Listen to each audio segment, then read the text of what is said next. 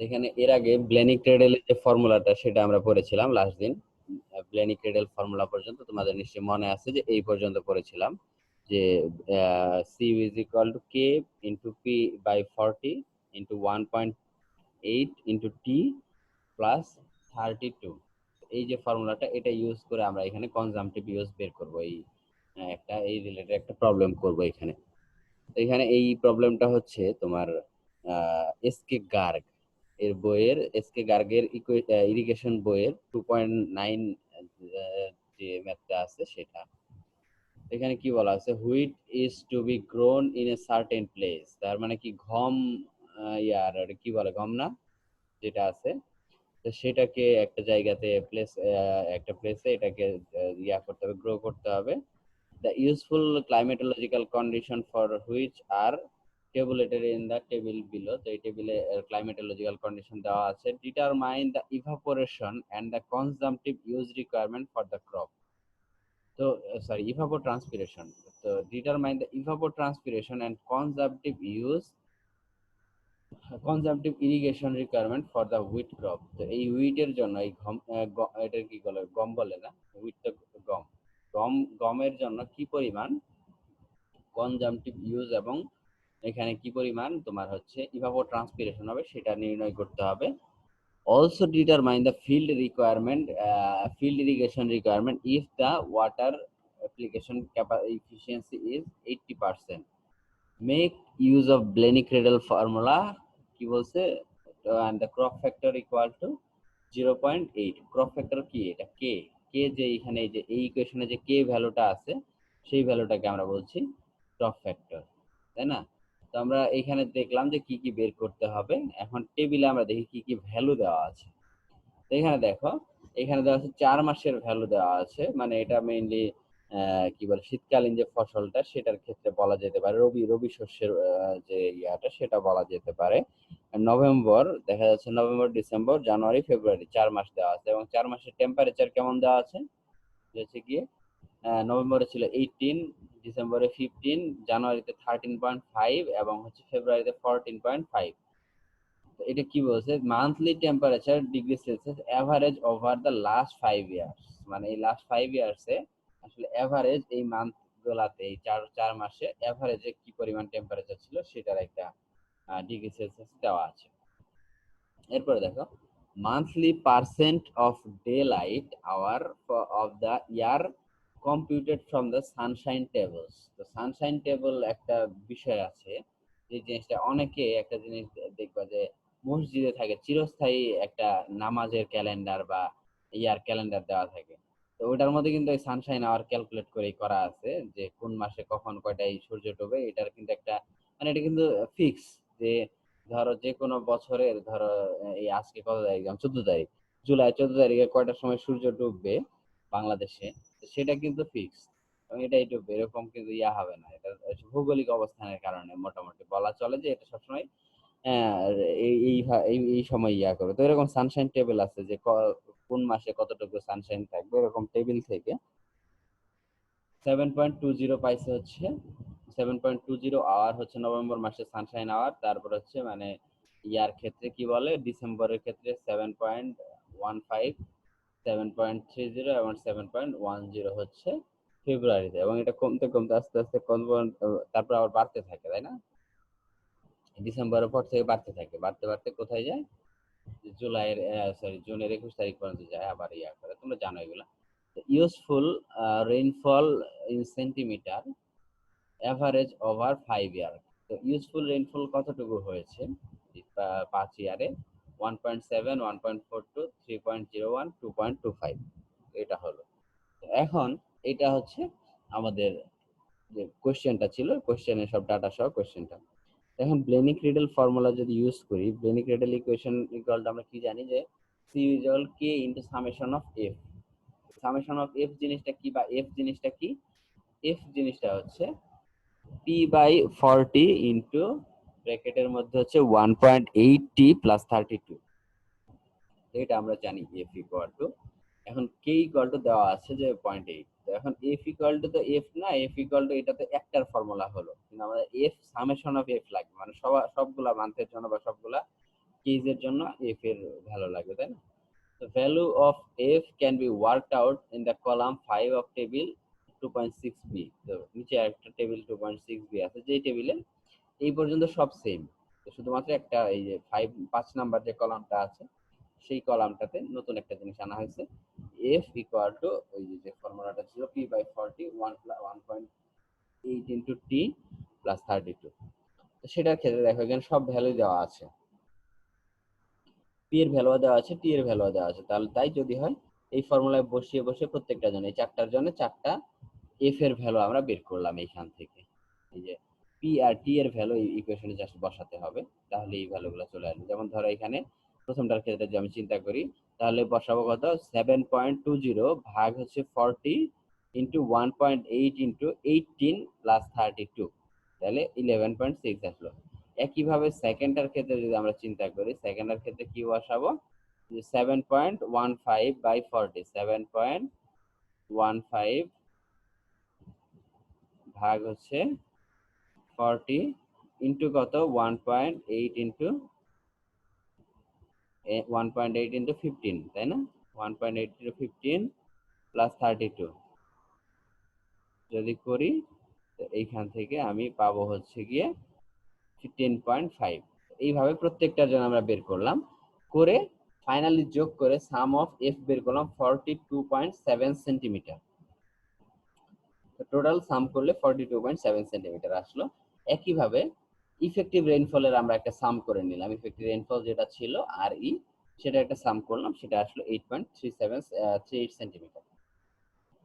তো এখন এইখানে আসলে কনজাম্পটিভ এই যে জিনিসটা চাইছে, আমি আগেই বলেছি যে কনজাম্পটিভ ইউজ বলতে গ্রেটার সেন্সে মানে সাধারণত যে বলা হয় যে ইভাপো ট্রান্সপিরেশনকে বলা হয়, কিন্তু ইফেক্টিভ কনজাম্পটিভ ইউজ আসলে যে কনজাম্পটিভ ইউজ এটা কিন্তু আবার ইভাপো ট্রান্সপিরেশন থেকে অবশ্যই তোমরা জানো যে হচ্ছে গিয়ে এই ইফেক্টিভ রেইনফলকে বাদ দিতে হবে, এটা তোমাদের জানা বা এটা নিয়ে আলোচনা হয়েছে, তাই না? তো ডিরেক্ট যে কনজাম্পটিভ ইউজ সিউ যেটা আমরা বের করি কেএফ থেকে, তো সেটা আসলে ডিরেক্ট কনজাম্পটিভ ইউজ বলা চলে না। তো এই জন্য আমি সবসময় বলেছি যে এখানে সিইউ বা কনজাম্পটিভ ইউজ বলতে সাধারণত ইভাপো ট্রান্সপিরেশনকেই বোঝানো হয়। এখন যদি কোনো রেইনফল থাকে সেই রেইনফল কিন্তু অবশ্যই বাদ দিতে হবে, আর যদি রেইনফল না থাকে তাহলে ওটাই হয়ে যাবে কনজাম্পটিভ ইউজ। এই জিনিসটা দেখতে হবে, এই জন্য আর কি রেইনফলটাকে আমি যোগ করে নিলাম, যেহেতু ইফেক্টিভ ইয়াটাও চাইছে, কনজাম্পটিভ ইউজটাও চাইছে। তো এইখানে আমরা জানি CU is equal to K into EF. তো দেখো তো K into sorry summation of F যদি করি তাহলে 0.8 ইন্টু 42.7 করলাম, তাহলে 34.17 পাইলাম। তাহলে hence the consumptive use C is equal to 40 কি বলে 34.16 সেন্টিমিটার। তো এই যে কনজাম্পটিভ ইউজটা এটা হচ্ছে আসলে ইভাপো ট্রান্সপিরেশনটা, এই যে এখানে যেটা বের করতে বলছে যে ডিটারমাইন দ্য ইভাপো ট্রান্সপিরেশন, এই যে determine the evapotranspiration and the consumptive use irrigation requirement, তাই তো? তো এই যে প্রথমে ইভাপোট্রান্সপিরেশনের জন্য যে রিকোয়ারমেন্টটা সেটা আমরা বের করে ফেললাম এইখানে, এই সিইউ দিয়ে যেটা আমরা বের করলাম এটা আসলে ইভাপোট্রান্সপিরেশনের রিকোয়ারমেন্ট, এই যে সিইউ 34.16 সেন্টিমিটার। তো এরপরে আসছে যে কনজাম্পটিভ ইউজ ইরিগেশন রিকোয়ারমেন্ট, তাই না? তো এটা হচ্ছে, তো এখন যদি সিআইআর যেটা ছিল তো সেটা যদি আমরা বের করতে চাই যে আসলে কতটুকু রিকোয়ারমেন্ট লাগবে যে কনজাম্পটিভ ইউজের জন্য, সেটা যদি আমরা করতে তাহলে সিইউ মাইনাস আর ই যদি করি, তো এইখানে দেখো কনজাম্পটিভ ইউজ ইরিগেশন রিকোয়ারমেন্ট কতটুকু লাগছে, তো এটা থেকে রেইনফল বাদ দিলে 24.37, তার মানে এইটুকু দিলেই হচ্ছে আমার, কারণ হচ্ছে আর বাকিটুকু আমার কে ফুলফিল করে দিবে, রেইনফল করে দিবে, মানে এটা ইরিগেশন রিকোয়ারমেন্ট। কনজাম্পটিভ ইউজের যে কনজাম্পটিভ ইরিগেশন রিকোয়ারমেন্ট, তার মানে হচ্ছে তোমার যে কনজাম্পটিভ ইউজ হবে টোটাল, তার যে অংশটা তোমার গিয়ে এই কি বলে রেইনফল একটা অংশ তো এর ফুলফিল করবে, সেই অংশটা কত 8.38, তাই না? তাহলে আমি যদি এর চেয়ে কম দিই মানে 24.34 দিই তাহলেই হয়ে যাচ্ছে, কারণ বাকি অংশটা রেইনফল নিজেই ইয়া করে নিচ্ছে, তাহলে আমি ইরিগেশন কিছুটা সেভ করতে পারছি। এখন আবার চিন্তা করো, যেটা কনজাম্পটিভ ইউজের জন্য দিলাম, এখন হচ্ছে ফিল্ড ইরিগেশন রিকোয়ারমেন্ট, ফিল্ডে যে আমি ইরিগেশন দিব আসলে এখন এইটুকু তো নেট, মানে এই কনজাম্পটিভ ইউজ ইরিগেশন রিকোয়ারমেন্ট এটা হচ্ছে আসলে নেট একটা ইরিগেশন রিকোয়ারমেন্ট, মানে যেটা তোমার ফিল্ডে মানে গাছে থাকতেই হবে, মানে প্রত্যেকটা ওই ফিল্ডে অবস্থা থাকবে। এখন ফিল্ডে দিতে গেলে কিছু লস আছে, তাই না? চ্যানেল কনভেন্স লস, নানান ধরনের লস আছে। তো এই লস গুলাকে বাদ দিয়ে যেটা করা হয়, তো এই জন্য বলা হয়েছে, তার মানে তুমি যদি এইখান থেকে দাও 100 লিটার পানি, তো ওইখানে 80 লিটার পানি যাবে আর কি ফিল্ডে। তার মানে এটার এফিসিয়েন্সি হচ্ছে 80%। সাপোজ এটাকে আমরা একটা উদাহরণস্বরূপ বলতে পারি যে তুমি দিলা, আসলে সেচ দিলা, তোমার যে সেচের জায়গাটা, যেটা যে জায়গায় পাম্প আছে সেই জায়গা থেকে হয়তো দিলা তুমি 80 তুমি ধরো 100 মিটার কিউব পানি দিলা, হয়তো তুমি যাই দেখলা যে সেখানে 50 মিটার কিউব গেছে, তার মানে এটার এফিসিয়েন্সি হচ্ছে 50। তো এরকম একটা বিষয়। তো এই জন্য এফিসিয়েন্সি হচ্ছে 80% এখানে বলে দেওয়া আছে। তাহলে সিআইআর মানে কনজাম্পটিভ ইউজ রিকোয়ারমেন্টকে ইরিগেশন এফিসিয়েন্সি দিয়ে যদি ভাগ করা হয়, তাহলে পাওয়া যায় যে ফিল্ড ইরিগেশন রিকোয়ারমেন্ট। তাহলে এটাকে এটাতে ভাগ করলে পেলাম হচ্ছে 30.43 সেন্টিমিটার। তার মানে 30.43 সেন্টিমিটার যদি আমি এখান থেকে ছাড়ি পানি, তাহলে ফিল্ডে যেয়ে দেখবো যে আমি পাবো হচ্ছে 24.34 আসলে। তো আশা করছি যে এই ম্যাথটা তোমরা বুঝতে পারছো। তো এই ছিল এই ম্যাথের ইনস এন্ড আউটস। যদি কারো প্রবলেম থাকে বলতে পারো, স্যার এই জায়গায় সমস্যা আছে। আর না থাকলে আমি অন্য অন্য স্লাইডে বা অন্য জায়গায় আমি শিফট করে যাচ্ছি, অন্য ইয়াতে নতুন যে আজকে যেটা পড়াবো সেটাতে। স্যারের কারো প্রবলেম আছে বলো। অ্যানসার কি স্যার বলছিলাম স্যার একটু যে জোরে বলবেন স্যার, শোনা যায় না। এই এজাজ মনে হয় কথা বলছো, তিনটা হবে। কথা কেটে কেটে আসছে, আমি ঠিক বুঝতে পারিনি। ওয়াটার লগিং বিষয়টা হচ্ছে এরকম একটা বিষয়, যেটা যেখানে হচ্ছে একটা জমির মধ্যে পানি আটকে থাকে। তোমরা জানো যে হচ্ছে গিয়ে এই যে বিভিন্ন জায়গাতে যখন ইভেন রাস্তাঘাট তোমার বিভিন্ন জায়গায় যখন দেখো যে একটু গর্ত হয়ে গেছে, সেখানে পানি আটকে আছে 2-3 দিন ধরে, 4 দিন ধরে এরকম আটকে আছে। এই যে বিষয়টা, এটাকে বলা হচ্ছে ওয়াটার লগিং। তো এখানে আমরা পড়বো যে ওয়াটার লগিং নিয়ে, ওয়াটার লগিং কেন হয়, কি হয়, কিভাবে এটাকে মানে রিকভার করা যায়, এইসব বিষয় নিয়ে আমরা এখানে পড়াশোনা করব। তো ওয়াটার লগিং ইরিগেশনের ক্ষেত্রে কিভাবে কাজ করে সেটা আমরা দেখি। তো এই ক্ষেত্রে তোমরা বিল্ডিং কোড যারা দেখেছো বা ইমারত নির্মাণ বিধিমালা যারা দেখেছো, সেখানে দেখবা যে বিল্ডিং এর কিছু প্লেসমেন্টের কিছু সিস্টেম থাকে। তোমার জমি যতটুকু আছে ততটুকুতেই তুমি বিল্ডিং কে প্লেস করতে পারবা না, কিছু জায়গা সেটব্যাক হিসেবে ছাড়তে হবে। এর কিছু রিজন আছে এবং কিছু ওপেন এরিয়া রাখতে হয়। এর কারণ হচ্ছে তোমার যদি পুরা এরিয়াটাকেই তুমি কাভার করে ফেলো, তাহলে কি হবে যে এর নিচ দিয়ে তোমার ফুটিং বা ফাউন্ডেশন যখন যাবে, তার মানে এই যে তোমার যে সয়েলটা আছে, তোমার যে জমিটা আছে, সেটার নিচ দিয়ে যে টোটালি কংক্রিটিং হয়ে যায়, তাহলে কি হবে, ধরো বৃষ্টি হলো, তোমার তোমার যে রুফ থেকে পানি আসবে, তোমার আশপাশ থেকে যে গড়িয়ে পানি আসবে তোমার ল্যান্ডের মধ্যে, তো সেই পানিটা কিন্তু ইনফিল্ট্রেট করতে পারবে না, গ্রাউন্ড ওয়াটারে যেতে পারবে না। তাহলে কি হবে, এটা যেমন তোমার সমস্যা হবে এবং আশপাশেও এই একই সমস্যাটা তৈরি করবে, কারণ তোমার জমিতে তো এত জায়গা নাই যে সেখানে হাজার হাজার টন পানি আটকে থাকবে, তাই না? এই যে তোমার জমির মধ্যে পানি জমে ওয়াটার লগিং হয়ে থাকবে, আশপাশের জমিকে নষ্ট পানি যে জমে থাকবে, এই যে একটা প্রবলেম। এই প্রবলেমের কারণে, এই প্রবলেম যাতে না হয় এবং ওয়াটার যাতে সুন্দরভাবে ইনফিল্ট্রেট করে গ্রাউন্ড ওয়াটারে চলে যেতে পারে এবং কোনো ধরনের ওয়াটার লগিং তৈরি না করে, তো এই জন্য কিন্তু এই যে সেট ব্যাকের যে সুন্দর সিস্টেম করেছে এবং কতটুকু জমি ইউজ করা যাবে, কত দূর পর্যন্ত ফুটিংকে ইয়া করা যাবে, তো এই বিষয়গুলো নিয়ে কিন্তু বিল্ডিং কোডে বা বিএনবিসি যে কোড বলো বা তোমার তোমার ইমারত নির্মাণ বিধিমালা আছে রাজুকের, বা প্রত্যেকটা ইয়ার, যেমন ধরো রাজশাহী সিটি কর্পোরেশন বা রাজশাহী ডেভেলপমেন্ট অ্যাসোসিয়েশন, তো এদের কিছু কোড আছে, কোড অফ কন্ডাক্ট আছে, যেগুলো ফলো করতে হয়। তো এটা হচ্ছে আমরা যেহেতু এই মানে সিভিল ইঞ্জিনিয়ার, কাজে এর এই ইরিগেশনের বাইরেও আমরা এই সেন্সটা নিয়ে আলোচনা করলাম, এই জন্য একটু আমি যে এটা একটা রিজন যে এই যে সেটব্যাক যে দেওয়া হয় প্রতি সব সাইড থেকে মিনিমাম 1.5 মিটার করে, তো এর কারণ এটাও একটা, যে যাতে ওয়াটার লগিং ক্রিয়েট না করতে পারে। তো এটা তোমার জন্য আর সমস্যার বিষয়, তাই তো? তো এখন আমরা দেখবো যে ইরিগেশনে ওয়াটার লগিং কি জিনিস এবং সেটাকে কিভাবে সলভ করা যায় এবং সেটার জন্য কি কি প্রবলেম হতে পারে। তো প্রথমে দেখি ওয়াটার লগিং কি বলছে। An irrigation sorry an agriculture land is said to be water logged. তো একটা ল্যান্ডকে তখনই ওয়াটার লগড বলা যাবে when its productivity get affected by high water table.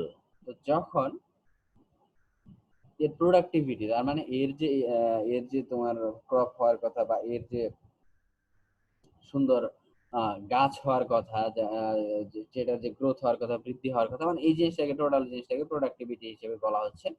তো এই প্রোডাক্টিভিটি বা তার যে গ্রোথ, এইসব বিষয় যখন মানে এফেক্টেড হবে কিসের কারণে? শুধুমাত্র হাই ওয়াটার টেবিলের কারণে। হাই ওয়াটার টেবিল বলতে এখন ধরো ওয়াটার লগিং কখন হবে? এখন উপর থেকে ধরো পানি আছে, বৃষ্টি হয়ে পানি আসছে এবং সেটা নিচে যাইতে পারছে না, সেই ক্ষেত্রে একটা ওয়াটার লগিং ক্রিয়েট হতে পারে। আবার এরকম যদি হয় নিচ থেকেই পানি উপরের দিকে আসতেছে, মানে ওয়াটার টেবিলই খুব হাই হয়ে গেছে, তো এরকম কারণেও হতে পারে, তাই না? এই জন্য ওয়াটার লগিং হতে পারে। ওয়াটার টেবিল যদি খুব হাই হয় তাহলে কি হবে, যে ওয়াটার যেটুকু ইনফিল্ট্রেট করবে সেটুকু তো বেশি, মানে আগে অনেক নিচে যদি হতো তাহলে যে পরিমাণ ওয়াটার ইনফিল্ট্রেট করে যেতে পারতো, অনেক হাই হলে তো সেটা পাচ্ছে না। তার কারণে সেই জন্য ওয়াটারটা লকড হয়ে যাচ্ছে, তাই না? এই যে বিষয়টা, the productivity of land in fact get affected by when root zone of the plant get flooded with water।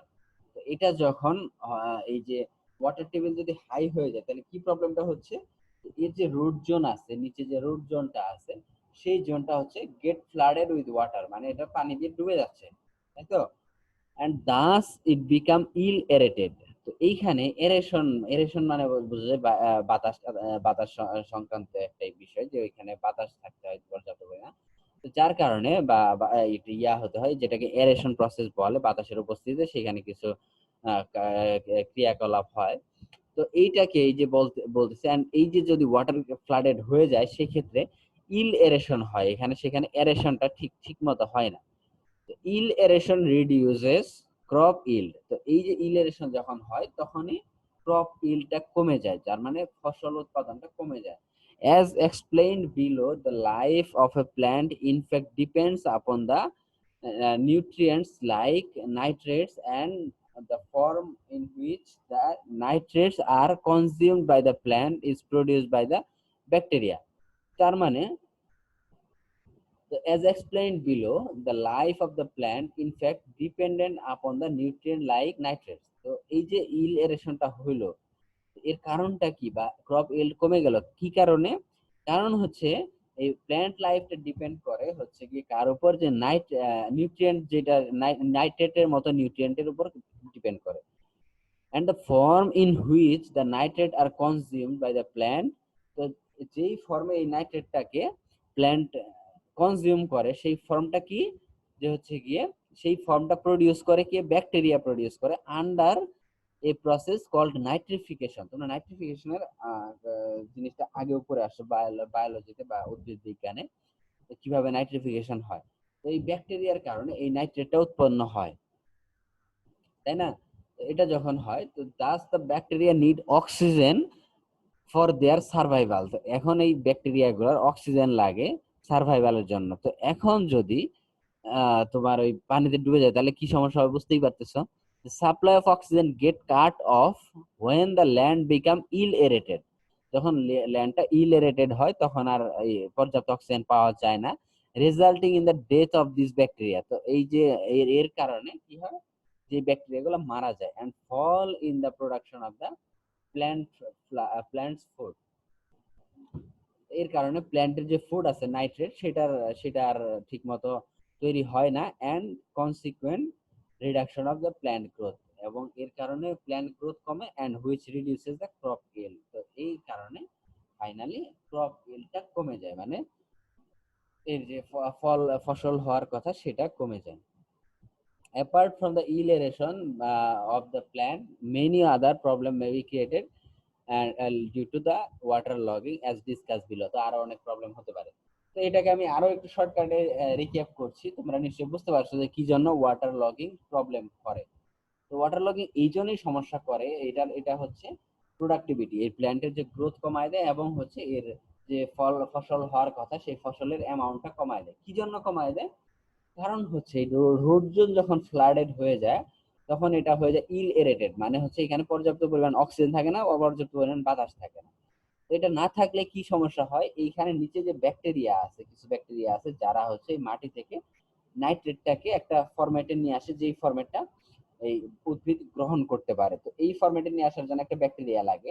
এখন যখন ইলারেটেড হয়ে যায় তখন এই ব্যাকটেরিয়ার অক্সিজেন পায় না বাঁচার জন্য। তো তখন কি হয়, অক্সিজেন না পেলে স্বাভাবিকভাবে ব্যাকটেরিয়াটা মারা যায়। ব্যাকটেরিয়া যখন মারা গেল তখন কিন্তু আর এই খাদ্যটা উৎপাদন করতে পারতেছে না। আর খাদ্য যখন উৎপাদন হচ্ছে না তখন হচ্ছে এই প্ল্যান্টের গ্রোথ আর হচ্ছে না। প্ল্যান্টের গ্রোথ না হলে সেখানে তো নিশ্চয়ই ক্রপের যে উৎপাদন বা ফসলের যে উৎপাদন সেটা নিশ্চয়ই কমে যাবে। তো এইভাবে এই ওয়াটার লগিংটা ফসল উৎপাদনকে এফেক্টেড করতেছে। এই জায়গায় কারো বুঝতে অসুবিধা হয়েছে কিনা?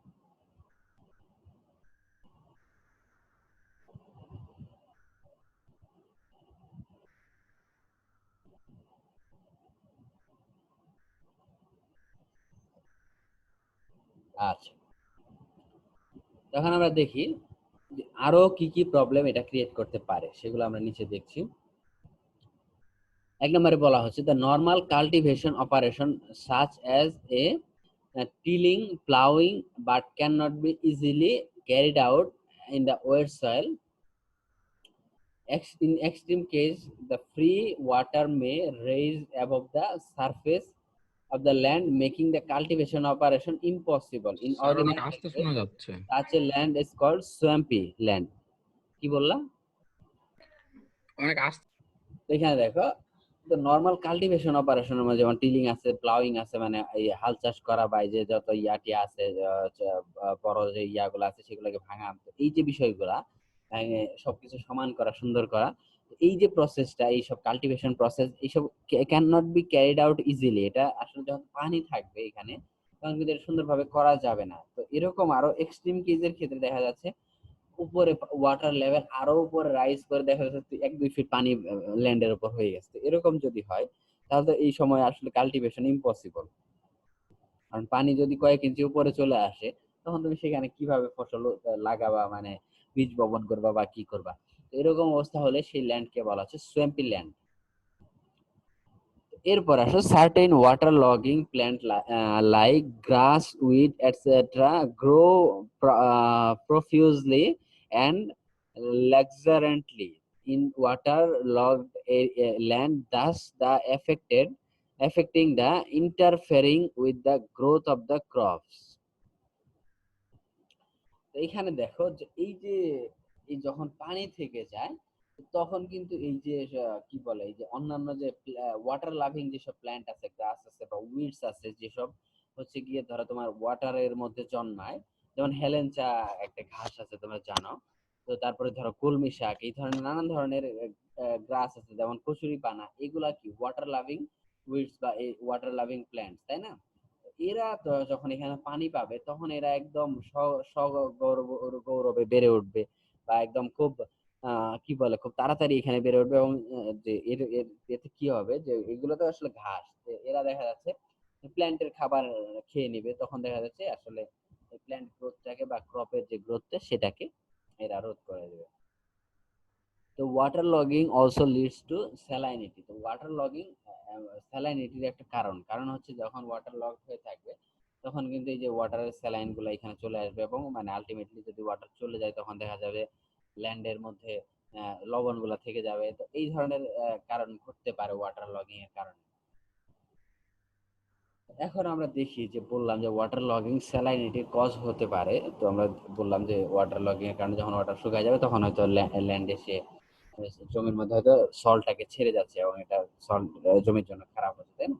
তো এখন দেখি আমরা যে ওয়াটার লগিং কিভাবে স্যালাইনিটি এর কারণ হতে পারে, বা স্যালাইনিটি কিভাবে সে ইমপ্রুভ করে, বা স্যালাইনিটিকে কিভাবে সে মোটিভেট করে। তো এটা আমরা দেখছি যে if water table has risen up, যদি ওয়াটার টেবিল বাড়ে তাহলে কি হবে, or if the plant root happen to become within the capillarity fringe, water is continuously evaporated by capillarity.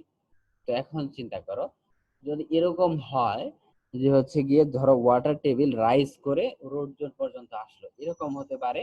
অথবা রোড জোনটা এমন একটা জোনে যে জায়গা থেকে ক্যাপিলারি ফ্রিঞ্জ বের হয়েছে। মানে ক্যাপিলারি মানে তোমরা জানো যে হচ্ছে গিয়ে, এটার বাংলাটা আমি ভুলে গেলাম, যাই হোক সূক্ষ্ম সূক্ষ্ম মানে ক্যাপিলারি মানে চুলের মতো সূক্ষ্ম কিছু ছিদ্র থাকে, তাই না? এটা এটা কি একটা বাংলা আছে, তোমরা ইন্টারমিডিয়েটে পড়ে আসছো।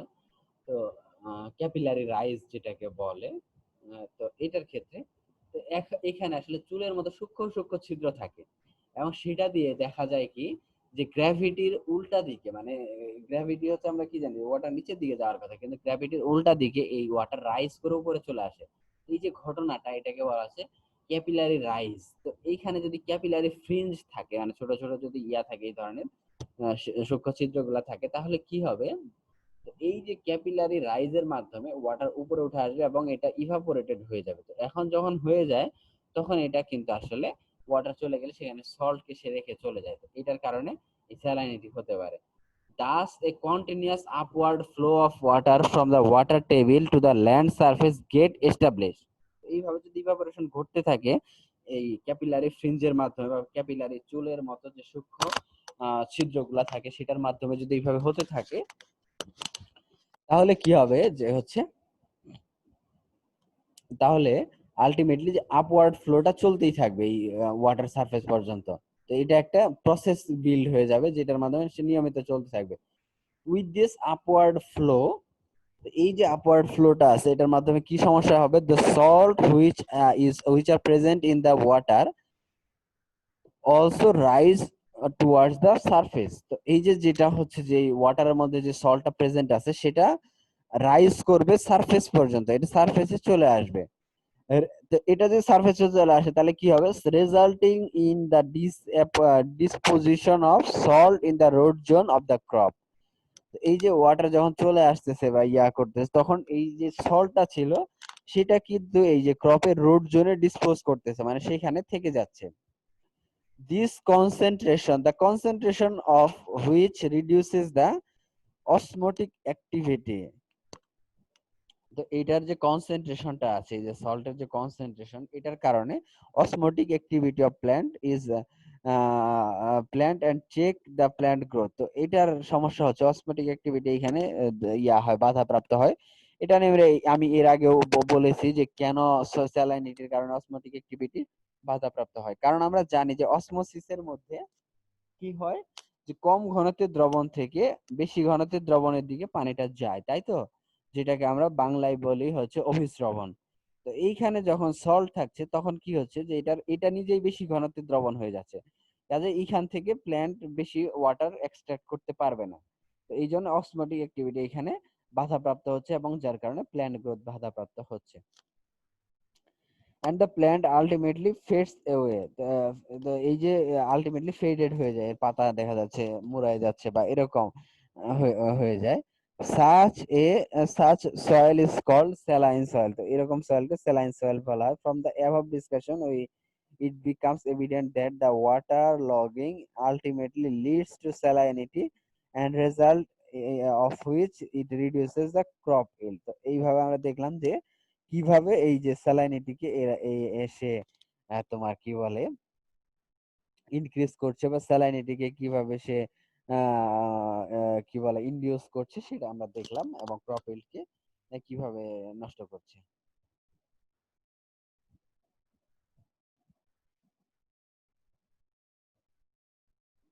For this reason, salinity of water logging are treated as a twin problem under head salinity and water logging. Whatever is water logging, salinity is a must. Whenever there is a water logging, salinity is a must. তার মানে দেখা যাচ্ছে salinity আর এই যে তোমার water logging এটা হচ্ছে একটা ওতপ্রোতভাবে জড়িত এবং একই মুদ্রার দুই পিঠ বলা চলে, তাই না? দেখো এখানে যখন যেখানে ওয়াটার লগিং আছে সেখানে স্যালাইনিটি মাস্ট, এটা বলছে। এই হচ্ছে বিষয়। তো এইখানে কারো কি বুঝতে অসুবিধা হয়েছে কোথাও? আচ্ছা, এখন দেখো causes of water logging. Water logging কি কারণে হতে পারে সেটা আমরা দেখি। Water logging is the rise of water table which may occur due to the following factors. তো ওয়াটার লগিং হচ্ছে রাইজ অফ ওয়াটার টেবিল, এটা হচ্ছে একটা রাইজ অফ ওয়াটার টেবিল। তো এটার মাধ্যমে ওয়াটার টেবিল রাইজ করতে পারে which may occur due to the following factors. তো যেটা হচ্ছে ফলোইং ফ্যাক্টরের কারণে, ফলোইং যে বিষয়গুলো আছে তাদের কারণে হতে পারে। তো কি সেই ফলোইং ফ্যাক্টর গুলা? Over and intensive irrigation. তো ওয়াটার লগিং হতে পারে যে যদি ওভার ইরিগেশন হয় অথবা ইন্টেন্সিভ ইরিগেশন হয়। যে হেভি ইন্টেন্সিভ মানে কি, যার হচ্ছে হেভি ইরিগেশন যদি করা হয় সেক্ষেত্রে এটাকে হতে পারে। When the policy of intensive irrigation is adopted, then the maximum irrigable area of the small region is irrigated. When a policy of intensive irrigation is adopted, যখন এই intensive irrigation policy adopt করা হয়, then maximum irrigable area is a area of a small region is irrigated. তখন কি করা হয় যে একটা স্মল এরিয়ার মধ্যেই ম্যাক্সিমাম ইরিগেশন দেওয়া হয়। It's least to so much irrigation in that region. তো এটার কারণে কি হয় যে সেই এরিয়ার মধ্যে সো মাচ ইরিগেশন হয়ে যায়, resulting in heavy percolation and subsequent rise of water table. তো এই কারণে এখানে হেভি পার্কুলেশন হয় বা ইনফিল্ট্রেশন হয়। ইনফিল্ট্রেশনের পরে যে পার্কুলেশন হয় তোমরা জানো যে মানে পার্কুলেশন মানে তোমরা জানো যে ওয়াটার যখন গ্রাউন্ড ওয়াটার টেবিলে যায় তখন এই বিষয় ঘটনাটাকে বলা হয় পার্কুলেশন। যখন এই হেভি পার্কুলেশন হয় তখন কি হয় সাবসিকুয়েন্ট ওয়াটার রাইজ। তো এইভাবে যদি যেতে থাকে তখন ওয়াটার টেবিল রাইজ করতে থাকে স্বাভাবিকভাবেই। For this reason it avoid to avoid the water logging A policy of extensive irrigation. তো এই যে policy of extensive irrigation should be কি বলছে